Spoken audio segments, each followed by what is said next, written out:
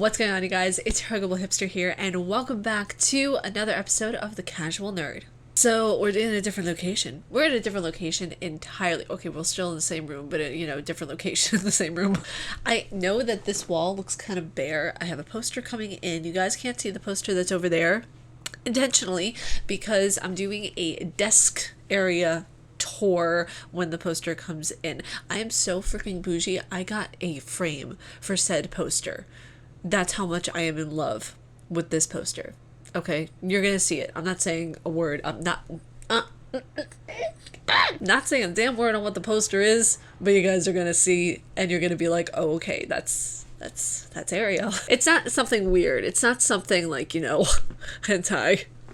Who does that? But today we have some really cool articles that we're going to be going into. We have some interesting ones that are mixed in with like the regular news that we always kind of go over. I almost forgot my coffee. That would have been a big oopsie daisy. Highly caffeinated today, so this Casual Nerd episode is going to be an interesting one. First, we're going to go into some new game news. There's a new game that's coming out, and it is a cinematic survival horror game. Konami, where are you to pick this up? Now it states here in the article that, hello everyone, Markiplier. Sorry, I had to. You know I had to do it. Hello everybody, my name is Markiplier. Okay, we're continuing on. Hello everyone, I'm Hansa Karaman from Blue Box Games Studios based in the Netherlands. The team and I are working on our new title coming exclusively to PS5 this year, and I can't wait to show off some gameplay footage from that game in action. However, since the game is at an early developmental stage, I want to announce the game today and show off a little announcement teaser we made. Abandoned is a cinematic first-person horror survival shooter set in a highly detailed open world environment and favors a realistic approach to survival. So they're going kind of for like a more of a photorealistic vibe. I'm really tempted to review the trailer next Monday for the Casual Nerd, since this episode's coming out on a Wednesday. It's one of those things of where I honestly don't know which types of trailers you guys might want to see. I just go for the ones that are really popular. So if you guys want to see this trailer for the following Monday, please let a girl know down in the comments below. I'm really intrigued by this. It's going to be something that I am very much going to look forward to whenever I get a PS5, because the fact of the matter is, I love horror. I mean, I even remember people asking me on Twitter, do you have your boyfriend play horror games with you? What are you talking about? I am my own boyfriend, okay? So next thing in gaming news, we are going to be going into some Assassin's Creed news, or it states in the header, Assassin's Creed is bloated, unfocused, and needs to shed some systems. Never heard a game being called bloated before, but let's go with it, shall we? So it states here in the article that Assassin's Creed has never been short of ambition. You're not donning the Assassin's Creed cowl expecting a breezy 15-hour historical jaunt. There's even something comforting about starting a new one and knowing you'll probably be at it for months. Chiseling away at the latest dense epic, but this behemoth just keeps on growing. With the game piling on new systems and diversions, things are getting out of control. Even at this age of big games, Valhalla's size and density is noteworthy. It is a vast, endless thing, but I don't really have much going on right now. Trapped in a flat as I am, so I'm fine with losing myself in the medieval England. It's not really a scale or length of Valhalla that's the problem. It's a lack of focus. It is heaving with shiny things to grab at quests, sieges, raids, and settlements management, and all this suffer because Ubisoft's divided attention. Starting with Origins, Ubisoft started to really rethink Assassin's Creed. Methodically stabbing people had slowly been pushed further to the side, and when the series hit Egypt, it more overtly moved from a stealth game to an action game. Odyssey even threw a whole RPG layer on top of it.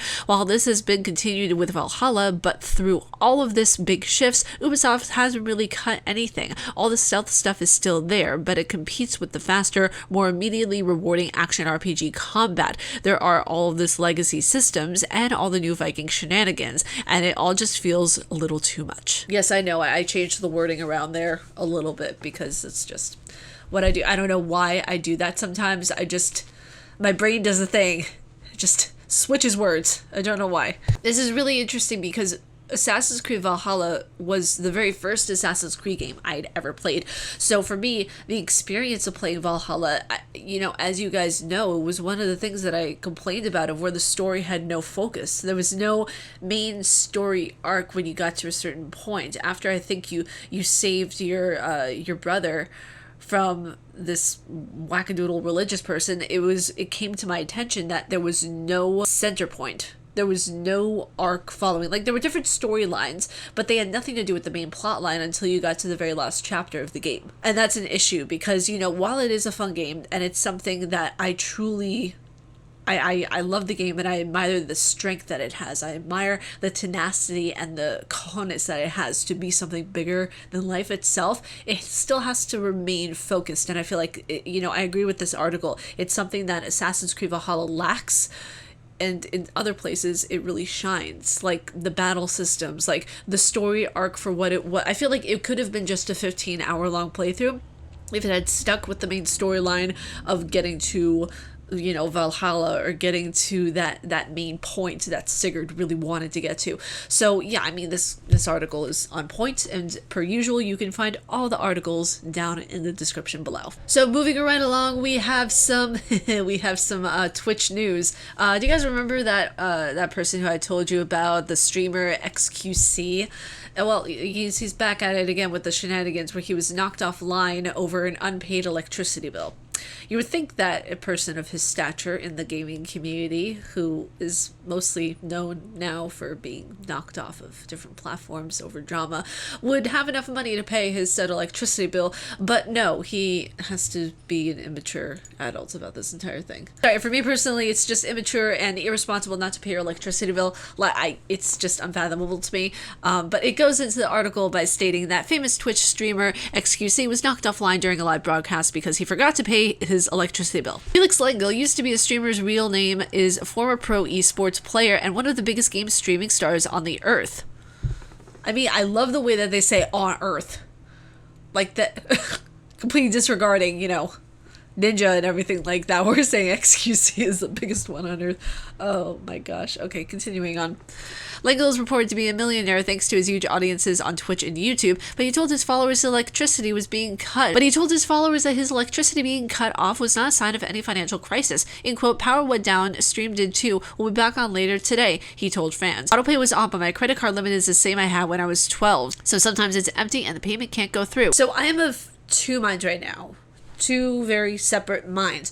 One, why is this news? Why is this even news? I want to know why is this news? I understand, because, you know, famous people, shiny things, different things happening with people who I can never know in a million years. You know, it's like, you know, it's the untangible, it's the ungraspable, you know, someone who's just out of your reach. I don't even know what to call it at this point. This just isn't news. Also, secondly, why did he have a credit card when he was 12? Like, I want to know. Like, he said autopay was on, but my credit card limit is the same I had when I was 12.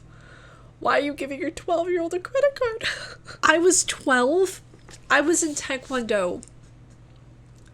And I had my very first Nokia cell phone. Like, what? Like, when I was 12, there was, like, I was still playing with Pokemon. Like, come on, dude. Like, you don't give a 12-year-old a credit card. Ugh. So let's go into the next article, because if we don't, I'm going to lose brain cells by the minute. So last article of today is Resident Evil Village reveals 2 big new features, which I'm very, very excited about. I am just over the moon because I'm very shocked that they're actually having these 2 features within the game. It shows the diversity that Capcom is willing to bring to a lot of the Resident Evil games, and it's about damn time. That's all I'm gonna say. So it states here in the article that it looks like Resident Evil Village will boast a handful of new features that weren't seen in Capcom's last entry, Resident Evil 7 Biohazard. While some of the newly revealed features of Village aren't going to drastically make the game that much different than what we had seen it last time around, they should make for some excellent quality of life improvements. Spotted in a new gameplay video for Resident Evil Village that was released today, in 2 new features in total for the upcoming survival horror game were seemingly disclosed. The first of these 2 is that this time around, Village will apparently let players skip cutscenes. This is something that wasn't included in Resident Evil 7 and became somewhat annoying for those who were looking to skip through the cinematics. The other thing that's going to be happening, which I forgot to put in the news clip for this episode, was that there's also going to be photo mode. I am very happy about this because, as some of you guys know, on Patreon I have a tier that you could sign up for where it shows my photography, whether that be real life photography or in-game photography. Now, because of COVID, I am very limited in the photography that I can do outside in the great beyond, you know? So I have stuck for right now to doing in-game photography. That has become my medium of photography right now. That has become something I am very much in love with, and I love doing in-game photography. It's so much fun. So doing Resident Evil in-game photography, color me happy. Okay? Color me very, very happy. And the skippage of cutscenes. Why? Excuse me, but why are we skipping cutscenes? I understand speedrunners out there that, yeah, I get it. But still, why? Why is this a thing? I want cutscenes to remain just permanent in there. No skipping. No skippage. No skippy. I never understood the wanting to skip the story. That's like almost offensive to me. Like, why would you want to skip a cutscene in a game that is meant for you to understand the story and the background and just the diverseness of it, you know? So for me, I don't know. I kind of have an issue with that, not gonna lie. It specifically states here in the article that this is something that wasn't included in Resident Evil 7 and became somewhat annoying for those who were looking to skip through cinematics. Unless you're doing a speedrun, which I get because you've already played the game a bajillion times and you know the story and you know everything like the back of your hand, why would you want to skip cinematics? It's still something I just have such a big issue with, you know? But that's just me. I love cinematics. I absolutely think they're just incredible to have in a game. I cannot wait to see what Resident Evil has in terms of cinematics. I think it's going to be absolutely stunning. But yeah, you guys, that was it for this episode of The Casual Nerd. I hope you guys enjoyed it. I hope you guys got something from this, because, you know, that's my hope for every Casual Nerd episode, is that you leave knowing something you didn't know before, or leave better than you did when you first came in to watch this video, you know, or this episode. But if you guys like my face and what I do, please be sure to subscribe and hit that bell down below, because I make videos every Monday, Wednesday, and Friday, and sometimes on Saturday. I'm making a slight addendum to the videos of where I'll sometimes now upload on Saturday as well. So hopefully you guys enjoy that, because I'll have more of lifestyle stuff. Because I figured, why not just put everything onto one channel where I have like vlogs and lifestyle and gaming and all that. It'll just be an entire channel of just everything. But stay casually nerdy, you guys, and I will see you all in the next video. Bye, guys.